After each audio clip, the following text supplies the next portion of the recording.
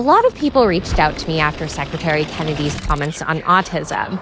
But what is autism really?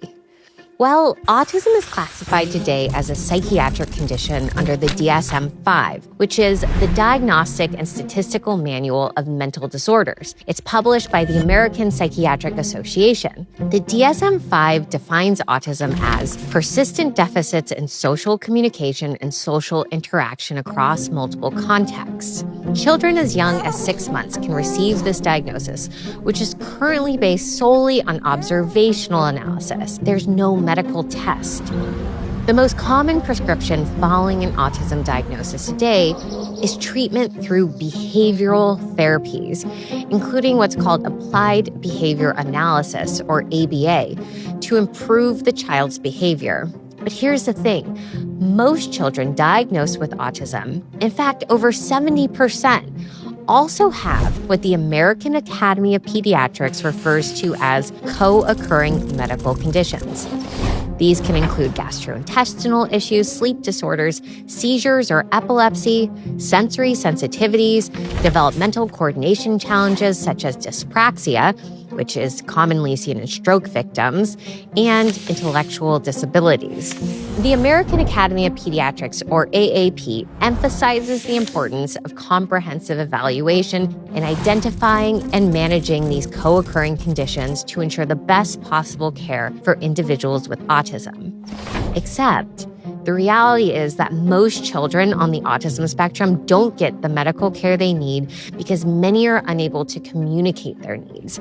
And most pediatricians simply aren't trained to recognize or treat the complex medical issues that often come with an autism diagnosis. Today, the autism community is dominated by behavioralists who are frequently not equipped at all to address the underlying medical needs of these children. And rather than looking deeper, the most common response is to prescribe powerful antipsychotic medications like Risperdal and Abilify.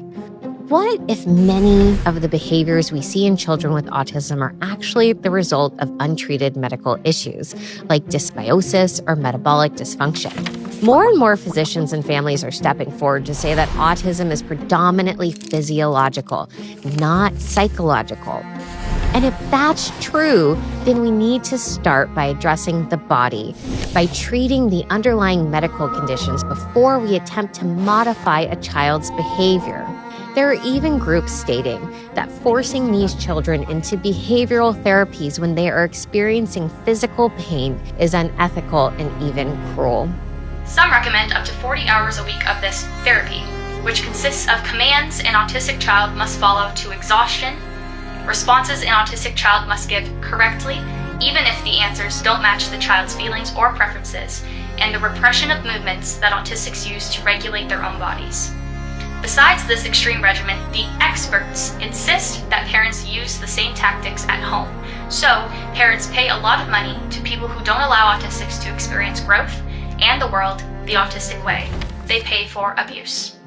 So, where does that leave us today? There's definitely a need for a better diagnostic approach, one that properly identifies the underlying medical needs of these children and supports parents with targeted treatments.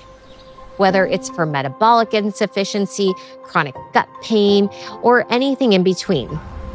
If you're a parent like me, you won't just give up on your child in the hope that one day they will grow to live productive and happy lives. You'll continue to believe in their capacity to heal. And that's precisely what we need from our medical providers today, a real path towards wholeness and wellness. Last year, I had the pleasure of meeting a fellow autism parent, Alex Zaharakis, a brilliant radiation oncology physicist who, like many of us, was drawn into this world not by profession, but by parenthood. Alex works with a small, dedicated team at the nonprofit Autism is Biomedical, helping families access the kind of precision diagnostics that mainstream pediatrics has largely abandoned in favor of behavioral interventions. Because of his work, hundreds of children have seen remarkable improvements in their physical health, which has, surprise, surprise, mitigated many of their behavioral and psychiatric symptoms. If simply addressing something as foundational as the gut can lead to such profound behavioral improvements, imagine what might be possible with early medical intervention. It makes you really wonder, are the behaviors we label as autism actually the result of unmet, yet treatable, and in some cases even curable medical conditions? What if autism isn't psychiatric at all?